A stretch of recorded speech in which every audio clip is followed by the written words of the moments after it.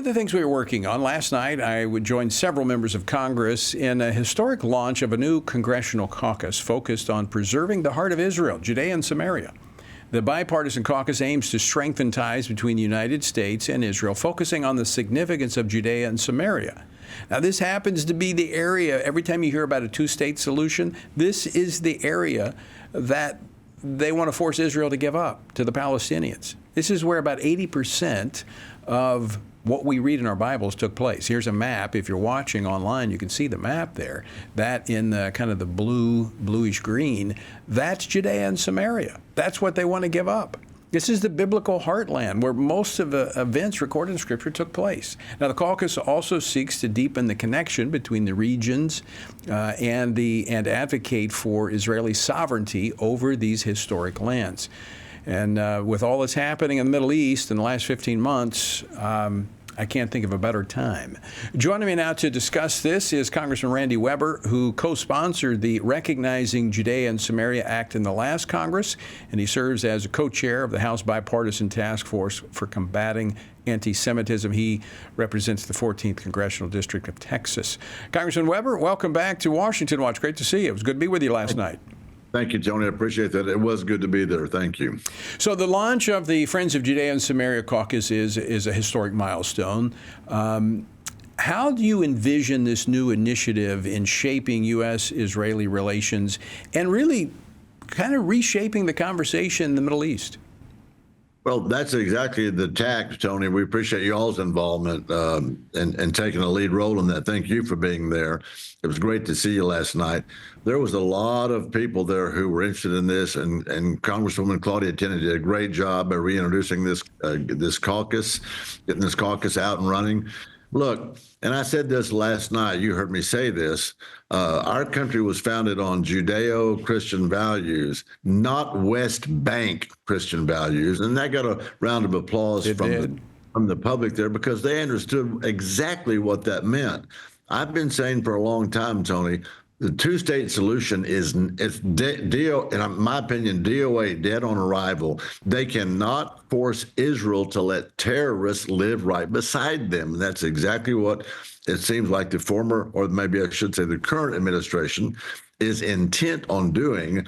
Now, we need to make sure, as you rightly pointed out, that biblical Judea, biblical Samaria, absolutely stays in control by the Israelis, by the Jewish people. It is their homeland. God gave it to them. And any attempt to make it anything other than that, in my opinion, is a non-starter. So one of the first initiatives of this caucus is to get the legislation that you were a part of advancing in the last Congress is going to be reintroduced. And that is simply to say, in our conversation, because words matter, the federal government, when they talk about this area, Judea and Samaria, the word West Bank goes away, and it's referred to as it should be, Judea and Samaria. It sounds simple, but it's profound because that terminology, West Bank, has created more division and conflict in the Middle East than anything else. Well, and you've been there, I've been there, and we both know what's at stake. We've seen it up close and personal firsthand. So thank you for bringing that up. That's exactly what we're talking about. The terminology does matter. Words do matter. And how it's viewed by our federal government, by the State Department. I found had some more meetings with some of our Jewish friends today, and they told me that there's a lot of people in that area Jews who have been sanctioned by the State Department because of their stand. And words matter. The United States needs to be Israel's best partner. I've read the Bible. God said, whoever blesses Israel, he will bless. Whoever curses Israel, he will curse. We know where we want to be in that scenario. So thank you for bringing attention to it with your viewers today, because there's a lot at stake here, and we're going to be working exactly toward that end. Now, you said, this two-state solution dead on arrival, and it goes dormant, but then, 4 years from now, if we, God forbid, and I pray that he would, if he will bless our efforts, that we will not have a Democratic administration. But we've had this ping pong match. I mean, is it 4 years of conservative, 4 years of liberal? This could come back. But this is an opportunity to bury that idea after October the 7th. That was a two-state solution. I think you drew attention to that last night. It's a failure, and we need to move on. Right. Well, that's exactly right. You've been there. I've been there. And as I said last night, I've been there in the kibbutzes. I know you have too, and seen all the killing and the bloodshed and all the things that happened by those by Hamas. And kind of on a side note, I'm watching the supposed, ceasefire that it seems like it's dead on arrival because there's issues.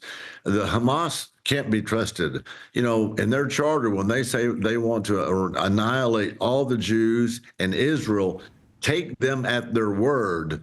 And all this would be a continuation of the West Bank, in my opinion, of anybody that left Gaza going to West Bank. You've got your enemies then on both sides of you, and we cannot allow that to happen. I want the United States to be extremely upfront and making sure that we're on Israel's side in this one.